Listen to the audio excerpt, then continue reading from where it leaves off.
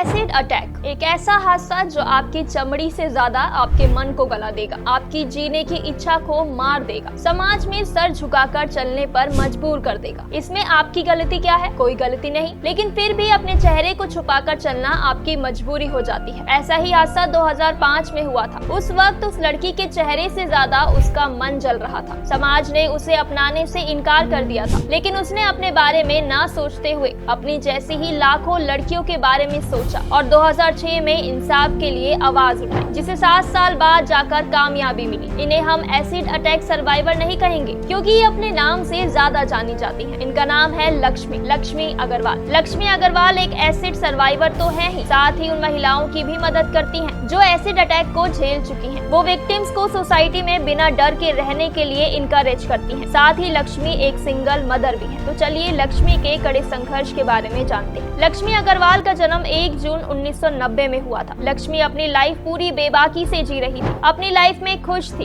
11th standard में थी। महज 15 साल की लक्ष्मी सिंगर बनने के सपने देख रही थी, लेकिन ये खुशी पल भर की थी, क्योंकि उनके जीवन पर एक हैवान की नजर थी। कहते हैं कभी कभी कातिल हमारे बगल में होता है और हमें भनक तक नहीं होती। बस ऐसा ही कुछ लक्ष्मी के साथ भी हुआ। एक 32 साल के अधेड़ उम्र का इंसान उन्हें जबरन अपना बनाना चाहता था, लेकिन लक्ष्मी ने इसके लिए साफ इनकार कर दिया। जिसका गुस्सा खाए इस हैवान ने उनके चेहरे को एसिड से जला देने का ठान लिया। हैरानी की बात है कि लक्ष्मी उन्हें भैया पुकारती थी। सुबह का समय था, लक्ष्मी खान मार्केट में थी। तभी उस शख्स ने आकर अपने घिनौने इरादे को अंजाम दिया और लक्ष्मी के चेहरे पर एसिड फेंक दिया। लक्ष्मी कुछ समय के लिए बेहोश हो गई। होश आया तो मदद की गुहार लगाई। उनका चेहरा जल रहा था। किसी ने मदद के लिए चेहरे पर पानी डाला तो एसिड उनके गले पर बहने लगा और उनके गले की स्किन को भी जला दिया। जैसे तैसे लक्ष्मी हॉस्पिटल पहुंची। हॉस्पिटल पहुंचने के बाद उन पर 20 बाल्टी पानी डाला गया। लक्ष्मी का चेहरा गल रहा था और उनकी जीने की उम्मीद भी कम हो रही थी। सर्जरी के बाद लक्ष्मी के चेहरे को राहत मिली, लेकिन जब पहली बार अपना चेहरा उन्होंने आईने में देखा तो लक्ष्मी खुद सहम गई। इस दौरान उन्हें सुसाइड के भी ख्याल आए। उस समय समाज वाले, आस पड़ोस वाले कहते थे कि ये लड़की है और इसे मार देना चाहिए। यही नहीं, आस पड़ोस वाले ये भी कहते थे कि लड़की है, इसकी शादी कैसे होगी। लक्ष्मी समाज की दकियानूसी बातों से उदास और निराश होने से ज्यादा उन बाकी लड़कियों के बारे में सोच रही थी जो कभी भी एसिड का शिकार हो सकती थी। इसलिए साल 2006 में लक्ष्मी अपने साथ हुई इस घटना को किसी और के साथ ना हो, इसके लिए सुप्रीम कोर्ट में PIL दर्ज करती है। इस दौरान वो घर में आर्थिक तंगी, घर वालों के ताने, भाई को टीबी जैसी कई चुनौतियों का भी सामना करती है, लेकिन वो पीछे नहीं हटती, हार नहीं मानती और उनके डटे रहने का फैसला 7 साल बाद 2013 में आता है, जिसमें एसिड को सिर्फ लाइसेंसी दुकानों पर ही बेचने की इजाजत दी जाती है। इसके अलावा एसिड बेचने वाले दुकानदारों को खरीदार का फोटो, आइडेंटिटी कार्ड और एड्रेस लेना होता है ताकि उन्हें ट्रेस किया जा सके। वहीं लक्ष्मी के केस में आरोपी को सिर्फ 10 साल की सजा होती है। आरोपी को अपने किए का कोई पछतावा नहीं होता।